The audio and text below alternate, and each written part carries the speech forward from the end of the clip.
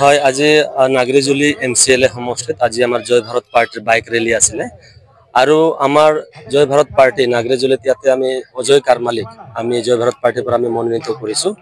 আৰু আজি আমাৰ নাগৰিজুলি সমষ্টিত আমাৰ দিনজোৰা কাৰ্যসূচী আছিলে আমাৰ ৰাতিপুৱাৰ পৰা আমাৰ কেইবাটাও আমাৰ প্ৰচাৰ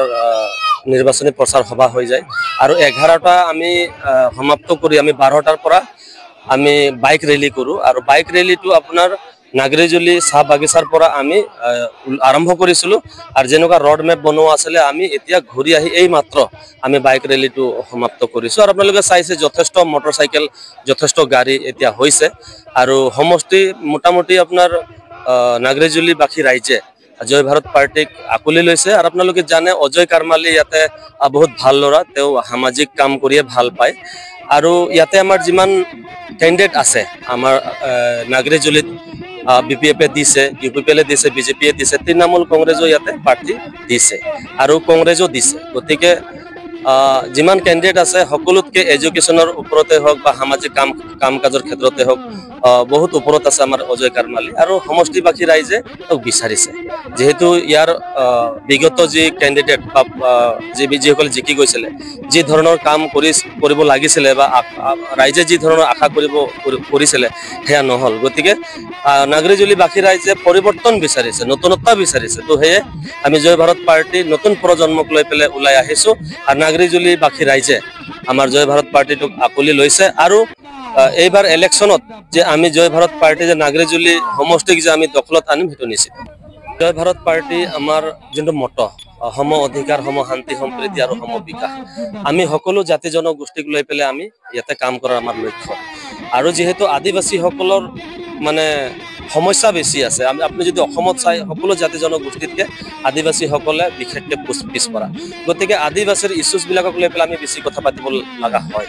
আজি চাওক আমাৰ জনজাতিকৰণৰ সমস্যাই হওক বা মাটিৰ পাট্টাই হওক বা চাহ শ্ৰমিকৰ দৈনিক মজুৰি হওক এইবিলাক কিছু ডাঙৰ ইছ্যু আৰু আমাৰ ডাঙৰ সমস্যা বিগত দিনৰ চৰকাৰবিলাকে কোনো ধৰণৰ এই ইছ্যুছৰ ওপৰত তেওঁলোকে কাণ দিয়া নাই বা কাম কৰা নাই জয় ভাৰত পাৰ্টি যদি আহে আমি এই তিনিটা সমস্যাৰ ওপৰত আমি বেছি ফকাছ ৰাখিম আৰু ইলেকশ্যনৰ সময়ত আমি যি কথা দি আছো আমি আখৰে আখৰে আমি জয় ভাৰত পাৰ্টি আমি কৰোঁ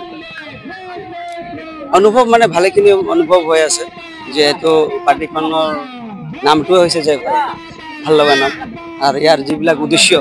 এইবিলাক উদ্দেশ্য হৈছে আদিবাসীৰ লগতে বিদেশীত থকা সকলো জাতি জনগোষ্ঠীৰ মানে ডেভেলপমেণ্ট ৱেলফেয়াৰিং সৰ্বাংগীন উন্নয়ন শান্তি সম্প্ৰীতি আৰু সম বিকাশৰ যিটো উদ্দেশ্য এইটো মানে লৈ আহিছে এই পাৰ্টিটো তাৰ কাৰণে আমি যথেষ্ট মানে আনন্দ হৈছোঁ আৰু যথেষ্ট আমি বুজিবলৈ পাইছোঁ যে এই পাৰ্টিটোৰ যোগেদি বিদেশীত থকা সকলো জাতি জনগোষ্ঠীৰ ডেভেলপ হ'ব লগতে আদিবাসীৰ যিবিলাক সমস্যা আজি আমি মানে ভাৰত স্বাধীন হোৱাৰ পিছৰ পৰাই আমি অসমত বহুত বিভিন্ন সমস্যাৰ সন্মুখীন হৈ আছোঁ আৰু সেই সমস্যাৰ সন্মুখীন হৈ থকা সত্ত্বেও আমি কংগ্ৰেছক ভোট দান কৰিলোঁ এতিয়া আমি BJPকো 10 বছৰ ভোট ইয়াত আমি দিলোঁ তাৰপিছত বিদেশীত সুকীয়া ৰাজ্য সুকীয়া বিদেশী হোৱাৰ পিছত কাউন্সিল হোৱাৰ পিছতো আমি BPFক আমি 10 বছৰ ভোট দিলোঁ আৰু ইয়াতে আমাৰ সমষ্টিটোত আমি BJPকো 10 বছৰ ভোট দিলোঁ UPLকো দিলোঁ 5 বছৰ MLA হিচাপে গতিকে আমি যিমান ইয়াত পাৰ্টি আহিছে আমি সকলো পাৰ্টিক আমি ভোট দান কৰিছোঁ আমাৰ ৰাইজে আদিবাসী ৰাইজে বা এই সমষ্টিৰ ৰাইজে মানে ভাল কাম কৰিব বুলি তেখেতসকলক ভোট দিয়া হৈছে আৰু প্ৰায় 20 বছৰ গ'ল 20 বছৰত আমি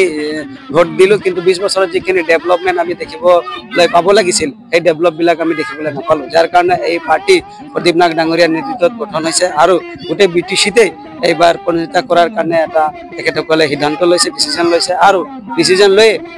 এতিয়ালৈকে 9টা মানে কেণ্ডিডেট দিয়া হৈছে আৰু আমি 9টা কেণ্ডিডেটৰ ভিতৰতে 7টা বা 8টা কেণ্ডিডেট জিকাই আনাৰ কাৰণে পাৰ্টিটো লাগি আছে গতিকে জিকিব এইটোও মই জানো কাৰণ সেইকাৰণে নতুন পাৰ্টি নতুন চিন্তাধাৰা আৰু নতুন সব কেণ্ডিডেট কোনো ধৰণৰ কোনো কেণ্ডিডেটৰ কোনো কেলেংকাৰী নাই কোনো কেণ্ডিডেটৰ কোনো ধৰণৰ স্পট নাই দাগ নাই গতিকে আমি ভাবিছোঁ চিন্তা কৰি এনালাইজ কৰিছোঁ যে এই পাৰ্টিখন সুন্দৰভাৱে আৰাম ধুনীয়াকৈ জিকি ওলাই যাব আৰু আমি সকলো সমষ্টিত যিখিনি সমষ্টিত আমাৰ এই কেণ্ডিডেটবিলাক জিকিব যে ভাৰত পাৰ্টিৰ কেণ্ডিডেটবিলাক জিকিব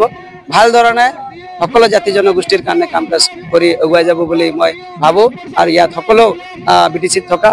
য'ত য'ত আমাৰ কেণ্ডিডেট আছে তাত সকলো ৰাইজে মানে সহায় সহযোগ আগবঢ়োৱাৰ কাৰণে আগভাগ লৈছে। আৰু চাওক আমি এইবাৰতো এনেও বেছি ভোটৰ খেল নহ'ব, যিহেতু আমাৰ ইয়াত 13টা কেণ্ডিডেট আছে আৰু 13টা কেণ্ডিডেটৰ ভিতৰত ভোট পেটাৰ্ণটো আছে আমাৰ 55-6 আছে। সেইটো মই জানো 45-ৰ ভিতৰত পল হ'ব। এই মাজতে আমি যিখিনি এনালাইজ কৰি আছো যে 9-10 হাজাৰৰ ভিতৰত মানে জিকাৰ সম্ভাৱনা আছে আৰু সেই 9-10 হাজাৰ ভোট আমি পোৱাৰো 100% মানে আমি নিশ্চিত হৈ আছো আৰু জিকাটো আমি নিশ্চিত হৈ আছো। জিকাৰ পিছততো বহুত কাম আছে, হয় ন? জিকাৰ পিছত বহুত কাম আছে, কিন্তু প্ৰথম কাম হ'ব আমাৰ এই জাতিটোৰ কাৰণে, মানে আদিবাসীয়ে হওক বা গোৰ্খাই হওক বা অসমীয়া ভাষিক লোকেই হওক বা মাইনৰিটিছ হওক, আজি চাব BTCত চাৰিওফালে মাটিৰ উচ্ছেদ চলি আছে, ইলেকশ্যন চলি আছে। কিছুমান জেগাত প্ৰুফ থাকিব পাৰে, কিছুমান জেগাত কিন্তু উইদাউট মানে প্ৰুফ বা ইলিগেলি ইলেকশ্যন হৈ আছে, য'ত নেকি আমাৰ মানুহ বহু বছৰ ধৰি তাত বসবাস কৰি আছে। আজি সিহঁতৰ থাকিবলৈ জাগা নাই, 12টা বজা ৰাতিও তাতে মানে কি চৰকাৰৰ মানে গৈ কাগজ পত্ৰ দেখাই ইলেকশ্যন ষ্টাৰ্ট কৰি দিছে। তো সেইবিলাক পৰিয়াল যাতে ইলিগেলি মানে ডিপ্ৰাইভ নহয়, তাৰ কাৰণে আমি চিষ্টেমত আৰু লিগেলত মানে BTCৰ মাটিবিলাকক আমি ইভিকশ্যনত আনিব বিচাৰিম। ইলিগেলি কিন্তু মাটিবিলাক ইভিকশ্যন নহ'ব, কাৰণ BTCত থকা সকলো জাতি জনগোষ্ঠী আমাৰ এটা মূল পাৰ্ট হয় BTCৰ। গতিকে ইলিগেলি মাটিৰ মানে ইভিকশ্যনটো আমি হ'ব নিদিম। আৰু 2 নম্বৰ হ'ল যে BTCত আজি মানে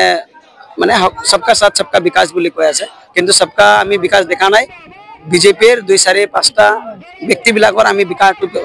মেক্সিমাম দেখা পাওঁ, UPPLৰ 2-4-5টা মানুহৰ মেক্সিমাম আমি দেখা পাওঁ, কিন্তু সবকা সাথ সবকা বিকাশ বুলি কয়। এতিয়া আমি বিচাৰিছো যে BTCত থকা সকলো জাতি জনগোষ্ঠীৰ সৰ্বাংগীন উন্নয়ন মানে কি